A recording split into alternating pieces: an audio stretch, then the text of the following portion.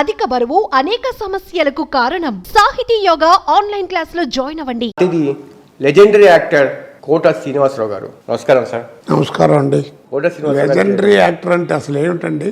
ఒక చరిత్ర క్రియేట్ చేసిన నటుడిని లెక్క. అదే తెలుగులో ఇంచుమించు అర్థం నాకు తెలియదండి. నిజంగా తెలియదు. మిమ్మల్ని మీరు తగ్గించుకుని మాట్లాడుతూ ఉంటారు. చెప్పాలంటే మీ హుందాతనానికి అది ఒక నిదర్శనం చెప్పవచ్చు. ఒక సాధారణ బ్యాంకు ఉద్యోగి కోట్లాది మంది తెలుగు ప్రేక్షకుల మనసులను దోచారు. ఇది మీ ప్రస్థానం ఎలా మొదలైంది సినిమాలో? నేను అసలు సినిమాకి ఎప్పుడు ప్రయత్నం చేయలేదండి. మీరు నమ్మడం నమ్మకపోండి. ఓకే. నేను ఎప్పుడు సినిమాకి ఎప్పుడు ప్రయత్నం చేయలేదు. అంటే నాకు ఈ భయం, ఏదైనా నలుగురితో చక్కగా బ్యాంకులో పనిచేస్తున్నాం, 10 మందితో మంచి ఉద్యోగం, పిల్ల జల్ల అంతా బాగానే ఉన్నాం హాయిగా, ఎందుకు దీన్ని పాడు చేసుకోవడం? తీరా వెళ్ళి అక్కడికి వెళ్ళిన తర్వాత ఏమంటే వేషం ఉందంటే కింద పోయి చూసి నీ మొహం ఎప్పుడన్నా అద్దంలో చూసుకున్నా ఉంటారా అంటారేమో అని భయం. అది నాకు అనిపించుకోవడం నాకు ఇష్టం లేదు. చక్కగా నాటకాలు నాకు మొదటి నుంచి అలవాటు. 26 సంవత్సరాలు నాటకాలు వేశాను. ఓకే. అంటే ఒక 20 సంవత్సరాలు గట్టిగా మంచి మంచి వేషాలు వేసి పేరు తెచ్చుకున్నాను. జంధ్యాల గారు నాకు పెద్దవాడి నుంచి బాగా చిన్నప్పటి నుంచి బాగా తెలుసు, కాలేజీ రోజుల నుంచి. సుబ్బరాయ శర్మ గారు, జంధ్యాల గారు, ఇలా చాలామంది, శ్రీదత్ గారు, వీళ్ళందరూ కూడా నాకు బాగా పరిచయం. సుత్తి వీరభద్రరావు, వీళ్ళందరూ. మన జంధ్యాల గారు ఎప్పుడన్నా హైదరాబాద్ వచ్చి ఏదైనా నాటకం వేస్తున్నా, సినిమా ఏదైనా తీస్తుంటే కోట రావయ్య సరదాగా 2-3 సీన్లో వేషం ఒకటి ఉంది సరదాగా వేయని అడగడం, అలా ఏదైనా 1-2 సినిమాలు, ముందు 4 సినిమాలు చేశాను. ఒక మంచి వేషం, పెద్ద వేషం చేసింది ఏంటంటే కుక్క. అది కంప్లీట్ తెలంగాణ మాండలికం మీదే ఉంటుంది. అంటే ఆ రోజుల్లో ఇందిరాగాంధీ గారు ఈ 20 పాయింట్ ఫార్ములా అని పెట్టి చాలా హడావిడి చేశారు. మంచి పని కూడా. దానికని ముందు అసలు నన్ను సెలెక్ట్ చేశారు. దాంట్లో నేను దేశరాజ హనుమంతు గారు, నేను, సుబ్బరాయ శర్మ గారు, ఇంకో ఇద్దరు, తర్వాత మన తెలంగాణ శకుంతల గారు అన్న పోయింది పాపం ఆవిడ, ఇలా చాలామంది, దేవదాస్ కనకాల గారి భార్య లక్ష్మి గారు, వీళ్ళందరూ కూడా యాక్ట్ చేసేవారు. అలా అలా అలా సినిమా అంటే వచ్చిందండి. సరే, తర్వాత నా జీవితం ఏంటో మీ అందరికీ తెలిసింది. ఇప్పుడు మీ పాత్రలు ఇంచుమించు ఒక 2-3 జనరేషన్ మీద బాగా ఇంపాక్ట్ చూపించింది. మా జనరేషన్లో బాగా కనెక్ట్ అయిన పాత్ర ఏంటంటే అహన పెళ్ళంటలో పిసినారి పాత్ర, జంధ్యాల గారు డైరెక్షన్లో. అంటే ఆ సినిమా మాత్రం సినిమా ఉన్నంతకాలం ఉంటుందండి అది. తర్వాత అన్నిటికంటే ఏమిటంటేనండి, అప్పటికి ఇప్పటికి తేడా. అప్పుడు హాస్యం, ఇప్పుడు కామెడీ. ఏముంది తేడా? అప్పుడు హాస్యం ఏమిటంటే ఎవరైనా, ఎన్నేళ్ళ వాళ్ళైనా, ఎప్పుడైనా, ఎక్కడైనా, ఎవరితోనైనా ఎప్పుడైనా చెప్పుకోవచ్చు ఆ ఇన్సిడెంట్లు. ఇప్పుడు వాళ్ళు అట్టా కాదుగా, కష్టం. కొన్ని వీళ్ళు చేసే కామెడీ ఎప్పుడు పడితే అప్పుడు చెప్పుకోలేము. అందుకే అది పైగా అది కూడా కాకుండా వాళ్ళే చెబుతూ ఉంటారు, ఇది కుటుంబ సమేత చూడదగ్గ సినిమా అని కదండి. అంటే ఇప్పుడు అంతా జబర్దస్త్ కామెడీ ఎక్కువగా ఫాలో అవుతున్నారు. కొన్నాళ్ళు పోతుందండి, అంతే, మనం ఏం చేయలేము. ఇప్పుడు సినిమా అనేది ఇప్పుడు లేదండి, నా ప్రకారం అంతా సర్కస్. ఈ టీవీలో జబర్దస్త్ కామెడీ వస్తూ ఉంది కదా, అవి చూస్తున్నప్పుడు మీకు ఎలా అనిపించింది? అనిపించడానికి ఏముందండి, దాంట్లో ఏముంటుంది? ఏదో 4 డైలాగులు మాట్లాడటం తప్ప, ఏదో బట్టలు గిట్టలు వేసుకుని ఏదో చేయడం తప్ప. ఇప్పుడు అనసూయ గారు ఉంది, మంచి నటి, మంచి డాన్సరు, మంచి పర్సనాలిటీ, చక్కటి ఎక్స్ప్రెషన్ అన్నీ ఉన్నటువంటి ఆవిడ. మరి ఆవిడ చూడండి, మరి ఆ ప్రోగ్రాంలో ఆ డ్రెస్సు కొంచెం నాకెందుకు నచ్చదు. డ్రెస్సుగా చక్కగా మామూలుగా ఉంటే అలాంటి అందమైన ఆవిడ ఎట్లా వస్తే చూడరండి, చక్కగా చూస్తారు కదా. ఇప్పుడు రోజా గారు దాంట్లోనే అదే ప్రోగ్రాం వస్తే చూడట్లా, అది ఒక్కటే నాకు నచ్చదు. మిగిలినంతా ఏముందండి, వాళ్ళు చేసింది ఎట్లా ఉందంటే వాళ్ళకి ఏమైనా స్టాండర్డా ఏమైనా ఉందా? ఏదో లక్కీగా వచ్చింది, శుభ్రంగా జరుగుతుంది, వెళ్ళిపోతున్నా. అంటే ఒకట్లేండి, ఇప్పుడు డ్రెస్లు ఎవరి డ్రెస్లు వాళ్ళ ఇష్టం కదా అని చెప్పి, ఎవరి డ్రెస్ అనేది వాళ్ళ ఇష్టం కదా, మనం అలా అనకూడదండి, తప్పు. ఇప్పుడు మీరు టీవీ యాంకరు మీ ఇష్టం వచ్చాడు మాట్లాడినిస్తారా మీ ప్రొడ్యూసర్లు కానీ ఎవరన్నా? అదే ఉం? లేదండి, అవతల వాళ్ళ గౌరవాన్ని తగ్గించే విధంగా మనం అది మరి మాట్లాడతానంటే ఇప్పుడు ఇక్కడ ఏంటంటే స్త్రీ పురుషులు అని రెండు ఉన్నాయి ఇక్కడ. ఆవిడ మీద గౌరవం ఉంది కాబట్టి అట్లాంటి లేకుండా చక్కగా చేస్తే బాగుంటుంది అన్నాను. అక్కడ చేస్తే ఏముంటుందంటే ఆన్సర్ లేదు. అవును, మీరు వయసులో బాగా ఉన్నప్పుడు ఎన్నో సినిమాలు చేశారు, కానీ ఆ సమయంలో వివాదాలు ఏం రాలేదు. ఇప్పుడు వయసు మీద పడినప్పుడు ఎక్కువ సినిమాలు చేయనప్పుడు ఎక్కువ వివాదాలు ఎందుకు వస్తున్నాయి సార్? నా మీద ఏం వివాదాలు వచ్చాయి?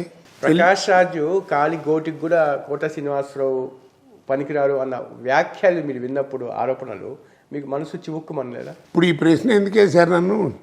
ఆయన ఆ మాట మాట్లాడటం మంచిది కాదు అవును అని మీకు అనిపించబట్టే కదా. అది చాలు నాకు. ఏమండి, నటుడుగా ఎవరు గొప్ప ఎవరు తక్కువ అని కాదు. మనకి పెద్ద గుమ్మడిగా అంత టాలెంట్ ఉంటే కుదరదు, అవును ఆవిడంత అదృష్టం కూడా ఉండాలి. అవును ఆ రెండు ఉన్నవాడే కోట శ్రీనివాసరావు. అతనికి ఈ గురించి ఎప్పుడు ఏమీ మాట్లాడేవాడిని కాదు. ఆర్టిస్ట్గా ఎవరి క్వాలిఫికేషన్ వాళ్ళది, భగవంతుడు ఉన్నాడు చూపించడానికి. కానీ మీరు చివరిలో చేసిన ఈ కామెంటు ప్రకాష్ రాజ్ ఓటమికి కారణమైన ఒక 10-15 కారణాల్లో ఇది కూడా ఒక కారణమని అనుకుంటున్నారు కోట అనుకోనివ్వండి. ఇప్పుడు నేను ఏదైనా తప్పు మాట్లాడాను అనుకోండి ఎలక్షన్ టైంలో, అది డెఫినెట్గా బ్యాడ్ జరుగుతుంది. ఇప్పుడు చిరంజీవి గారు బ్రహ్మాండమే నటుడు అండి, నిజంగా చెప్తున్నాను, నా హృదయం నుంచి మాట్లాడుతున్నటువంటి మాట. చిరంజీవి గారు చాలా మంచి నటుడు. ఆయన సినిమా ఒక నంది అవార్డ్స్కి కాంపిటీషన్లో ఒక సినిమా ఏదైనా వెళ్ళిందనుకోండి, ఆ సినిమాకి ఏం ప్రైజులు రాలేదు, ఏం రాలేదు.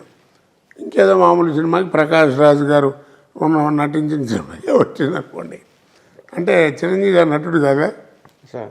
ఏమండి, నేషనల్ అవార్డు వచ్చింది నాకు, అది ఇదంటే వస్తే 3 మందికి వచ్చింది. రంగారావు కంటే గొప్పవాడు ఆయన. ఆయన గురించి నేను చెప్పదలుచు 3 ఆయనతో నేను కనీసం కాస్త పెద్ద పెద్ద ఇంపార్టెంట్ వేషాలు 15 సినిమాలన్నా చేసుంటా. ఒక్క సినిమాకి టైంకి రాడండి. 9ంటికి కాల్ షీట్ వేస్తే 11:30కి వస్తాడు. ఆ క్యారవాన మోగుతూ ఉంటుంది, మేమేమో చెట్టు కింద కూర్చుని అక్కడ కబుర్లు చెప్పుకుని ఉంటాం. ఎప్పుడో 11:30కి వచ్చి వచ్చా హలో అని ఆ ప్రొడ్యూసర్ని మేము డైరెక్టర్ని పలకరించాడు. మళ్ళీ ఏమంటాడు, ఎప్పుడు వెళ్ళిపోతాడని మమ్మల్ని అట్టాగే కూర్చోబెట్టి ఆయన షాట్లు ముందు గవగవ తీసి పంపించేవారు. ఇది అవసరం అండి? తనకు తెలీదు. మనం డబ్బులు తీసుకుంటున్నామండి, కనీసం రావక్కలా నువ్వు.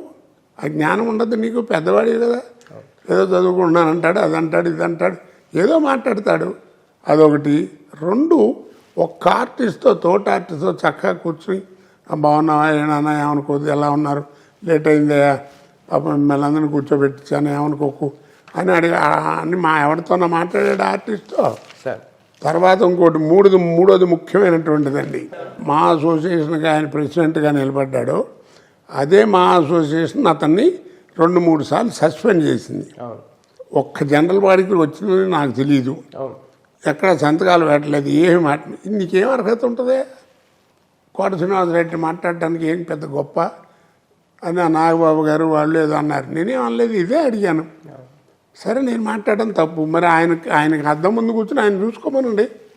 ప్రకాష్ రాజ్ అలా ఉంటే చిరంజీవి గారు ఓ పక్క, పవన్ కళ్యాణ్ గారు ఇంకో పక్క, వీళ్ళిద్దరు లేకపోతే అసలు నాగబాబు గారు ఏంటండి, మామూలు నటుడు. ఆయనే ఉత్తమ నటుడు కాదు, గొప్ప నటుడేం కాదు, ఇదేం కాదు. ఎందుకు ఆయనకి నాగబాబు గారు ప్రకాష్ రాజు గారిని ఇష్టం వచ్చినట్టు తిట్టాడు. మీ అందరికీ తెలుసు కదా. వాడికి డిసిప్లిన్ లేదు, పాడు లేదు, షూటింగ్లు పోస్ట్ పోన్ అవుతున్నాయి, షెడ్యూల్ మారుతున్నాయి. ఇప్పుడు నాగబాబు మీ మీద ఆ కామెంట్ చేయడం మీ మీద అది ఆయనకి ఉండాలి సార్. నేనేమన్నా అన్నాను ఆయన్ని? ఇప్పుడు కూడా నేను కామెంట్ చేశాను. ఎస్, ఓ పక్క చిరంజీవి గారు, ఓ పక్కన పవన్ కళ్యాణ్, లేకపోతే నా బాబు ఏంటి చెప్పండి? పోనీ పెద్ద యాక్టరా, పెద్ద పొలిటీషియనా, ఏముందండి ఈ క్వాలిఫికేషను? అంటే వాళ్ళ అన్న అతని భుజాల మీద ప్రకాష్ రాజ్ని గెలిపించుకొని తీసుకురామని చెప్పి ఒక బాధ్యత పెట్టారు. పెట్టే ఉండొచ్చు సార్, బోళ్ళు మంది ఏమైనా జరిగి ఉండొచ్చు, నేను కాదంట్లా. ఆ మాట ఏమిటండి? నేను అట్లాంటి మాట ఒక్కటి మాటతో ఊరుకుంటారు? మొత్తం టీవీలో నాకు గోలగోలు చేసి వదిలేవారు 4 రోజులు. అవునా కదా? ఏంటది అర్థం ఉండక్కల్లా. నాకు అతని మీద ఎందుకు కోపం? నేను ఏమైనా అన్నానే, ఉన్నమాట చెప్పాను. ఏం మాట అది? బాబు మోహన్, కోట శ్రీనివాసరావు వాళ్ళు ప్రకాష్ రాజు నటనకి కాలి కోటికి పనికిరారని ఏదో అన్నాడు. ఏమిటి చెప్పండి, పోనీ ఆయన ఎవరికి పనికి వస్తాడు? ఏమన్నామని ఆయన్ని? నువ్వే ఇంటర్వ్యూర్ అవుతుంది, నువ్వే ప్రకాష్ రాజుని తిట్టివి, నువ్వే ప్రకాష్ రాజుని వెనకేసుకొస్తూ ఉంటివి. ప్రకాష్ రాజు చాలా గొప్పవాడు, అది ఇది ఓటేయాలి మీరు ఏమైంచారా అంటివి. మేమన్నా కాదన్నావా ఏంటి? ఆయన కూడా మా సభ్యత్వానికి రాజీనామా చేశారు. చేయనివ్వండి సార్, ఇప్పుడు ఉండి ఉపకారం ఏముంది ఇట్టండి వాగుడు తప్ప. సార్ ప్రకాష్ రాజ్ ఓటమి చిరంజీవికి ఏదైనా ఆపాదిస్తారా? చిరంజీవి ఓటమిగా అలా భావించే పరిస్థితి కనిపిస్తుందా ఇండస్ట్రీలో? ఏమోనండి, ముందు ఏం జరుగుతుందో ఎవరికి తెలియదు, కాలమే నిర్ణయించాలి. నేను ఒక రోజున చిరంజీవి గారితో నేను ఎలక్షన్ ముందు మాట్లాడిన మాట వాస్తవం. చిరంజీవి గారు నమస్కారం అండి రండి, ఏమండి అన్నారు, ఆయన ఏదో మాట్లాడారు, ఏదో మాట్లాడుకునండి చేసి, సార్ మీరు నుంచోండి లేకపోతే మీ వాళ్ళని ఎవరు నుంచోబెట్టండి, మేమంతా సపోర్ట్ చేస్తాం. కానీ మీరుగా మీలాంటి స్టేచర్ ఉన్నటువంటి గొప్పవాళ్ళు ప్రకాష్ రాజ్ గారిని సపోర్ట్ చేయటం మంచిది కాదు, నాకు మంచిది కాదు అనిపించింది, చెప్పాల్సింది చెప్పాను అన్నాను.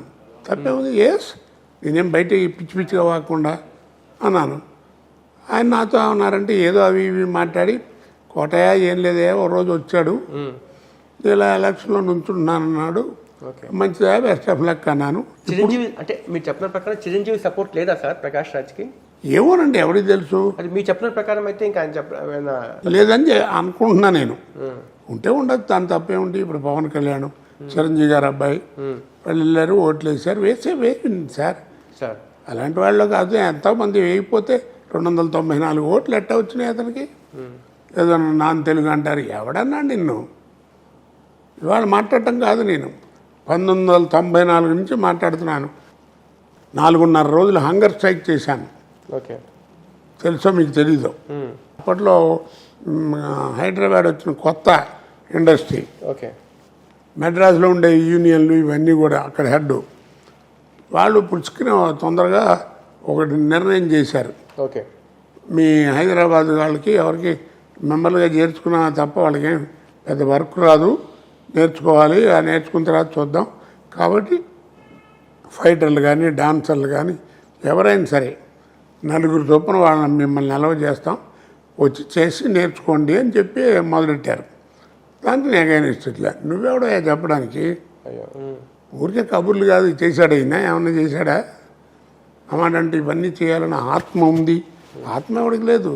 సార్ రిజల్ట్ చూసిన తర్వాత ప్రకాష్ రాజ్కి వ్యతిరేకంగా చాలామంది ఏకమయ్యారు అని అనిపిస్తూ ఉంది. అంటే నందమూరి కుటుంబము బాలకృష్ణ సపోర్ట్ కూడా మంచు విష్ణుకే ఉన్నట్టుగా అనిపించింది. మీరు ఏమంటారు సార్? క్లియర్గా తెలుస్తోంది కదా, లేకపోతే మంచు విష్ణుకి అన్ని ఓట్లు ఎట్టా వస్తాయి? సార్ బాలకృష్ణ వీళ్ళందరూ ఏకం కావడానికి మంచు విష్ణు వైపు కారణం ఏంటి సార్? అంటే మెగా ఫ్యామిలీ యొక్క ఎక్కువగా పెరిగిపోతూ ఉంది మోనోపలి తెలుగు ఇండస్ట్రీలో, అందుకోసం మీరందరూ ఏకమయ్యారంటారా? లేకపోతే కేవలం ప్రకాష్ రాజ్ని వ్యతిరేకించాలని చెప్పి వీళ్ళందరూ ఏకమయ్యారంటారా? ఏది ఏమైనా ఒకటి మాత్రం ఖాయమండి, ప్రకాష్ రాజు ఎలక్షన్లో నిలబడటం వల్లే ఇదన్నీ వచ్చినాయండి ప్రస్తుతం ఈ సంవత్సరం ఈ ఎలక్షన్కి మాత్రం. ఏమండి, అలాగే ఇప్పుడు ఏదో మోహన్ బాబు గారు ఏదో పోస్టల్ బ్యాలెట్ మీద మోసం చేశాడు, తప్పు చేశాడు అంటున్నావు. అది నాకు నీకు అందరికీ మైక్ పట్టుకుని చెప్తే సుఖం. వెళ్ళి శుభ్రంగా ఆయనతో కూర్చొని ఏమండి తప్పు కదా అని అడగండి. సార్ మీకు చిరంజీవి తెలుసు, మోహన్ బాబు తెలుసు. మోహన్ బాబు ఆర్టిస్టులతో డీల్ చేసే విధానం అంత హై హ్యాండెడ్గా ఉంటుందా సార్? అంటే ఇప్పుడు ప్రకాష్ రాజ్ ప్యానల్ వాళ్ళు అంతా అన్నారు కదా, మాకు తిట్టాడు, అమ్మ బూతులు తిట్టాడు, మా అమ్మల్ని తిట్టారని చెప్పి, అలా ఉంటుందంటారా? నాకు తెలిసి మోహన్ బాబు కోపిస్ట్ అండి, కానీ మంచి మనిషి అండి, మంచి మనిషి, ఎవరికి హాని చేసే రకం కాదు.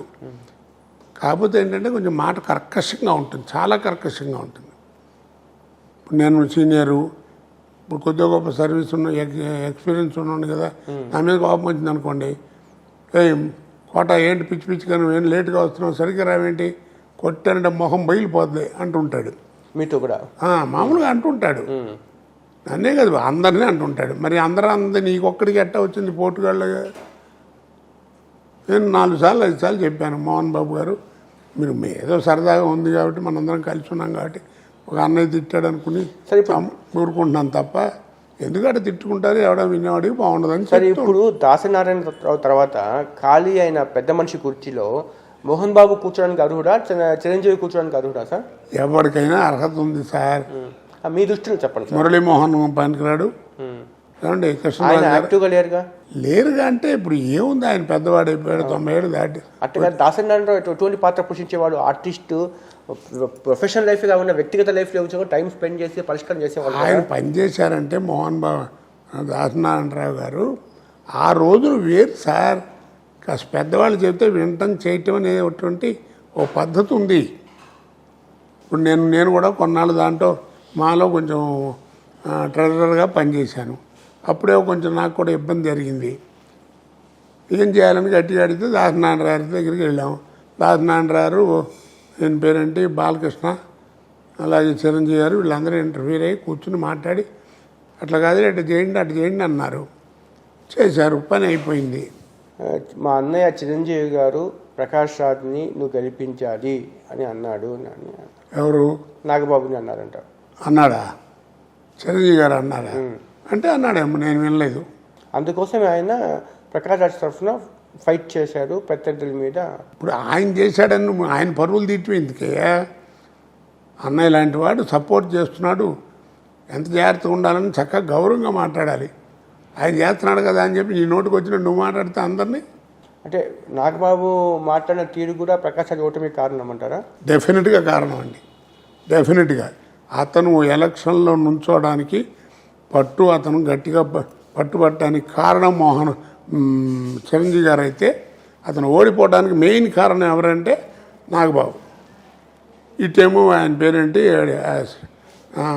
విజయ నిర్మల గారి అబ్బాయి నరేష్ ఊరికే సుత్తివాగుడంతా వాగి ఇప్పటికే మాట్లాడుతూ ఉంటాడు. నేను శ్రీకాంత్కి ఓటేశాను, గెలిపించుకున్నాను, నేను ఎవరికి చెప్పుకోవాలి? ఇప్పుడు నేను రిజైన్ చేశాను, దొబ్బేస్తున్నానంటే. మీరు శ్రీకాంత్ ఓటేశారు సార్? వేశానండి, ఎవరన్నా వేయలేదని. మోహన్ బాబుకి నాకు ఉన్నటువంటి అనుబంధం చాలా గొప్పది, దాన్ని కూడా విస్మరించేశాను. మిగతా వాళ్ళకి ఎవరికి వేశారు? నా ఇష్టం వచ్చిన వాళ్ళకి అతనికి చెప్తున్నానండి, అతను రిజైన్ చేశాడు కాబట్టి. ఓకే కాదండి, అట్టా పిచ్చిగా మీరు ఏదో నేను పడలేను, గెలిచాను కిందటిసారి నరేష్ ఇట్టు మాట్లాడు వాగాడు, ఇన్సల్ట్ అయిపోయాను, ఏదో డబ్బులు తిన్నా అన్నాడు. వాడు ఉండగా నేను పని చేయటం ఎందుకు ఉంచున్నావు? మరి ఒకవేళ వాడు గెలిస్తే నేను పని చేయాలి కదా అనే జ్ఞానం నీకుందా లేదా? మరి నువ్వు ఎందుకు ఉంచున్నావు? నువ్వు మంచి ఆర్టిస్ట్వి, మంచి కష్టపడి పగలు రాత్రి పని చేస్తావు, 10 మందికి ఏదైనా ఉపకారం చేస్తావు అని ఫీలింగ్తో నీకు ఓటేశారు, గెలిపించారు. ఇప్పుడు వాళ్ళు ఎవరికి చెప్పుకోవాలి? రేపేదో ఇంకోటి వచ్చి ఓ చక్రాయి గారిని ముక్కాయి గారిని పెడతారు, దాంట్లో వాడికి ఏం తెలియదు, ఏం పెట్టదు, ఏం చేస్తారు? వీళ్ళందరూ ఏమైపోవాలి? అంటే కొంతమంది అంటారు సార్, నాగబాబుకి కల్మషం లేని మనస్తత్వం అని కూడా అంటారు. కల్మషం ఎవడికుంది? మాకుందా ఏంది? నేను శుభ్రంగా ఉన్నది ఉన్నట్టు మాట్లాడతాను, నా గురించి అందరూ అదే చెప్పుకుంటారు. నేను ఎప్పుడు మాట్లాడలేదండి, ఎలక్షన్ అయిపోయింది కాబట్టి మాట్లాడదు, తప్పట్ట మాట్లాడడం. ఎప్పుడు లేని విధంగా ఈసారి ఎన్నికల్లో క్యాస్ట్ ఎలివేట్ అయింది, అండర్ కరెంట్గా పనిచేసింది అంటారు. ఇదేంటి సార్ లొల్లి? అది ఉందా సార్ నిజంగా? ఉంది, దానికి ఇంకొక విషయం లేదు. కానీ నేను ఒక సామాజిక వర్గాన్ని గౌరవించుకుంటాను. ఎందుకు అంటే 100కి 95% వాళ్ళ ఫుడ్డే నేను 40 ఏళ్ళు తిన్నాను. మిగిలిన 5% రాజులు కానీ రెడ్లు కానీ అలాంటి వారు వాళ్ళందరూ పెట్టి పోషించారు నన్ను. 95% నేను తిన్నది కమ్మవారి ఫుడ్డే, ఓపెన్గా చెబుతున్నాను. ఆధునిక యుగంలో కాదు, ఇంకా మేము మధ్య యుగాల్లోనే ఉన్నాం అనిపిస్తూ ఉంది. ఆ కులం పేరుతో ఇంకా కులం సార్. ఇప్పుడు జనం ఎలా ఉన్నారంటే చెప్తే కోపం వస్తుంది, అయినా కానీ నేను చెప్తూనే ఉంటాను, చాలా ఇంటర్వ్యూల్లో చెప్పాను. సాధన తక్కువ, వాదన ఎక్కువ. సాధన లేదు, వాదన మాత్రం చేస్తారు. రోడ్డుకి ఎడం పక్కన నడవండి అని కమిషనర్ ఆఫ్ పోలీసు వచ్చి చెప్పాడు అనుకోండి, సరే అనుకోండి, ఎడం పక్కన కుడి పక్కన నడిస్తే ఏమవుద్ది సార్? కుడిపక్క ఏమవుద్దని చెప్పాలా? నువ్వు ఎడం పక్క కరెక్ట్గా నడిస్తే నీ కుడిపక్క నడిస్తే ఏమవుద్దో నీకే తెలుస్తుంది. 20 గంటల పాటు మీరు ఎక్కువగా పనిచేసేవాళ్ళంట. ఉదయం 6 గంటలకి వెళ్ళి రాత్రి 2 గంటలకి కొంచెం పెరుగన్నం తిని పండుకునేవాళ్ళు, అంత పనిచేశాడు. అలా పరిగెత్తు ఉన్నప్పుడు ఫ్యామిలీ లైఫ్ని ఎలా బ్యాలెన్స్ చేశారు సార్? అదే కదండి, మీకైనా నాకైనా ఎవరికైనా సార్. ఆర్టిస్ట్కి టైం వస్తే టైం ఉండదు. అప్పుడు కనుక ఏమిట్రా ఈ గోల ఇప్పుడేంటి పని చేయటం రేపు చేసుకోవట్లని బతికిచ్చామనుకోండి ఉన్నది కాస్త పోద్ది. పని చేశాను రోజుకి 20 గంటలు కాదు, రోజుకి 3 స్టేట్లు పని చేశానండి. కాబట్టి ఆర్టిస్ట్కి టైం వస్తే టైం ఉండదు, లైఫ్ కూడా వాడి చేతిలో ఉండదు. సార్ మీ జీవితం నుంచి కూడా చాలామంది తెలుసుకోవాల్సింది నేర్చుకోవాల్సింది ఉంది. నిజంగా చాలా ఎంత గొప్ప వ్యక్తి అంటే కోట శ్రీనివాసరావు గారు. సార్ భార్య భర్తలు ఎలా ఉండాలి, ఆ అన్యోన్యత ఎంత ప్రేమగా చూసుకోవాలి భార్యకి అనేది చాలామంది మిమ్మల్ని ఉదాహరిస్తూ ఉంటారు సార్. ఎందుకు వచ్చింది అసలు వాళ్ళకి ఆ ప్రశ్న? అంటే భార్యకి బాగా లేకపోయినా కూడా ఒక దశలో బాగా చూసుకోవడము, చంటి పిల్లలాగా మీరు ఆమెని చూడడము. 1968లో నాకు మ్యారేజ్ అయింది.